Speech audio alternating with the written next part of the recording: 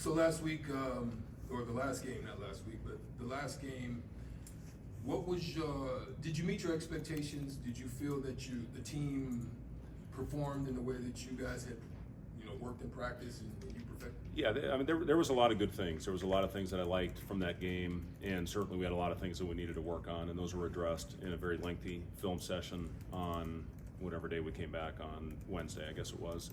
And the other thing we did is we got a first look at Bethune, who we play this Saturday as well. So we were in there for a very long session, and now the big thing was last couple days was working on the things that we need to address.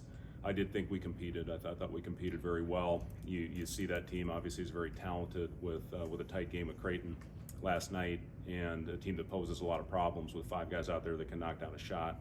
So going into that one, I talked about this after the game. That was a very tough team to prepare for because they're very disciplined.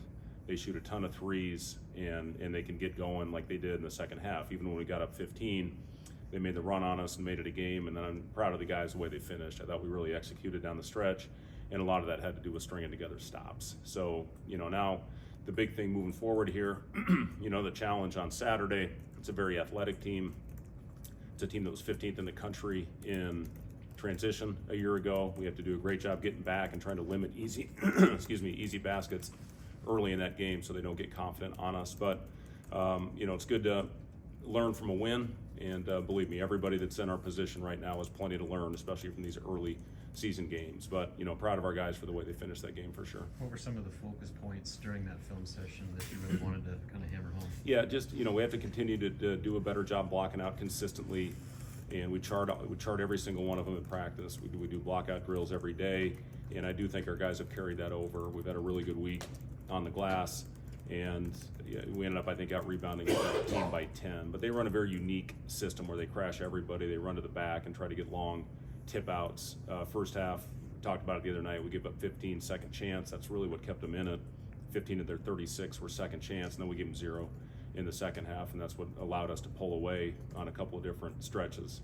The other thing is developing a killer mentality and finding a way when you get up 15 to hopefully push that thing up to 25 or 30, not letting it get back down under 5, and that's what happened.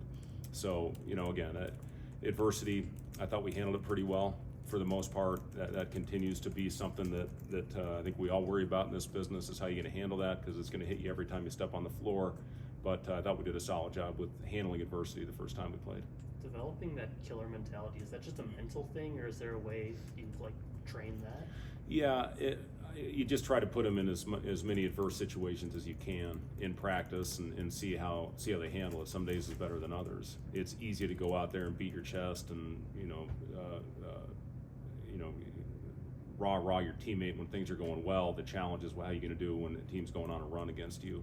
And for the most part, even when they went on their run the other night, I thought we stayed together. They were very attentive in the huddles. There was eye contact. So those are the things you look for.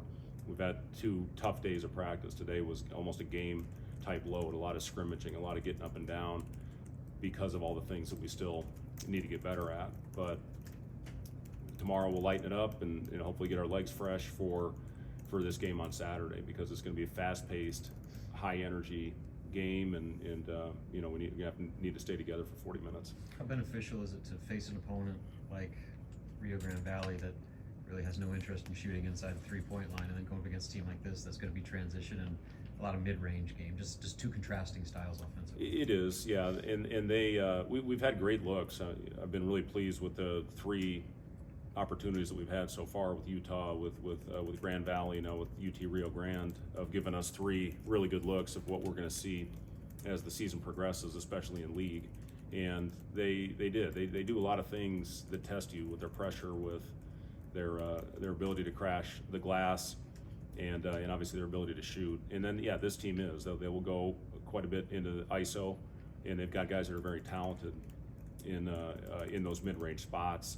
Reggie Theus obviously has been doing this a long time at every level. I worked with Reggie in Minnesota when he was in the coaching staff and I was in the front office, so I think the world of him, and he's going to have these guys prepared. Having looked at the film, what stuck out to you about how you're able to cut down the turnovers in the second half to get 9 in the first 4 in the second? Yeah, that's obviously a key for us. Sometimes we get a little sped up out there and over-penetrate, dribble into a crowd, and when we make simple plays, we're pretty darn good, and we keep our spacing. And first half I thought we just got in there a little bit too deep. We had a couple, I didn't think Juwan's charge was right, and the referee admitted to me that he missed it, and then Burke's travel in the second half where he stepped on the guy's foot, and one called a foul, one called a travel. So I think for the most part we did a solid job of taking care of the ball, but we talk every day about valuing possessions, getting a good quality look on the board, and again, when we make simple plays, we're a pretty good team. When you guys are looking at things in preparation for a new season like this season, in your scheduling, do you kind of understand what your expectations are in league, and do you kind of schedule teams to kind of give you that type of feel as you progress through the season? Yeah, unfortunately it's tricky. You have no idea what teams are going to look like when you go through the schedule. When we scheduled UT Rio Grande, they added 12 new players after the game was already scheduled, so you just really don't have any idea in today's landscape with what a roster is going to look like when you actually suit up. The St. Mary's game, we know they're going to be good. They're going to be disciplined. They're going to be tough. They're going to be able to shoot. Creighton, obviously, every year puts you in all kinds of difficult scenarios with their ability to shoot it all over the floor and their playmaking. So those the games in Hawaii are going to be very beneficial for us. We're going to play 3 good teams over there. UT Rio Grande obviously was a heck of a challenge for us. So I like the schedule, but when you're putting it together, it's hard to know exactly what they're going to look like, except for the Creightons and the St. Mary's, the game up at the Pentagon. With the 3-point shooting, I guess what have you seen kind of, is there anything carrying over about why that's struggled in the tests you've had so far? And I guess, do you maybe look to try to set guys up a little bit more for shots, like intentionally with design plays, like you did with K-State last year? We're always going to take what the defense gives us, and I know I talked about this the other night. Our advantage was in the paint in the game. I think we had 40 in the paint, took 35 free throws, so we were going to continue to go to that until they stopped it. And we got Bryce going with a 3 play. We called for him early. We ran a couple for Connor there late, and then Gavin hit 4 of them in the exhibition, and I thought had 3 really good looks in the game the other night that I'm confident that he'll knock those down when he's open like he was. So yeah, we'll have our package when guys get it going, but again, our advantage the other night was with our size and getting the ball in the paint and getting fouled. As now you have traditional point guards, so in transitions now, is it kind of, you feel that you're running for opportunities and you feel comfortable with them being able to settle things down and get into the stuff that you want them to get into? You feeling that they're becoming an extended arm of you? Yeah, 100%. And you guys saw what Raleigh, I've talked a lot about Raleigh and just how good of a job he does setting up the team. He's a calming influence out there on the floor. I thought Aaron gave us good minutes with his pace out there as well, and understanding when you have something, when you don't. I thought maybe the play of the game for us is when Raleigh brought the ball down the floor and found Connor streaking behind and hit a 3 to take it up to 7, and then we ran 2 plays for Connor the next 2, and he got a layup and he got fouled. So those are the types of things that you want out of your point guards. And you talk about finding the hot hand and seeking out your shooters, especially in transition like he did. But yeah, you just see Raleigh's ability to back down a smaller guy and play into the mismatch, and obviously his ability to set guys up. It's what he's done his whole career.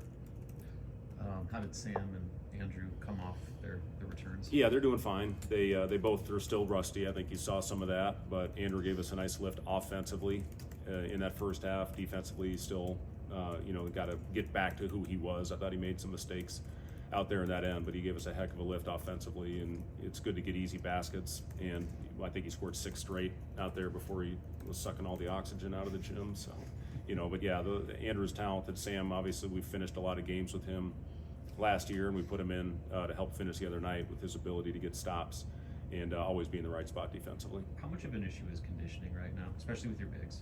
Yeah, we still need to get better, and those guys are in there doing extra right now. We do extra work with them pretty much every day. With Andrew, I thought was in really good shape before he went down with the concussion, where he wasn't able to do anything. And we still need to get more extended time out of Braxton, out of Burke, and that'll come as we play. You can do as much running as you want behind those closed doors, but it's different when the lights are on. So still have a ways to go with that, but believe me, we're getting extra conditioning in every day. How much does Andrew's skill set kind of expand what you're able to do offensively when you have him? Well, I just think it's a very unique package that we have this year. The guys that we can play at the 5, you have 3 completely different skill sets. Braxton's ability to put heat on the rim, duck in, punch it to him there if he can get deep post position. Andrew's more of a back to the basket and an ISO guy at the elbows, and then Burke's ability to bring the ball down the floor. We had a great back cut just in the flow of the game with Bryce there late in the first half.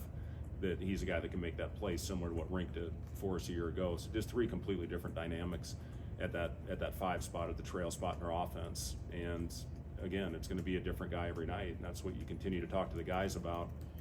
It's not going to be the same guy every time we step on the floor. We played 10 guys double-digit minutes. That's hard to do in a game like that that's tight. So again, if you play 10 one night, be ready to play 25 the next. That's just the way this team is built.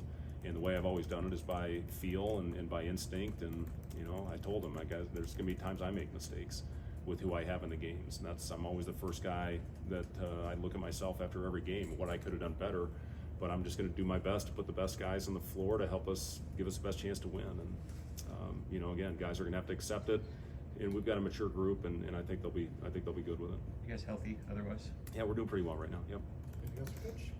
All right, thanks, guys. Thanks, Coach. Thank you. Andrew, in a few minutes.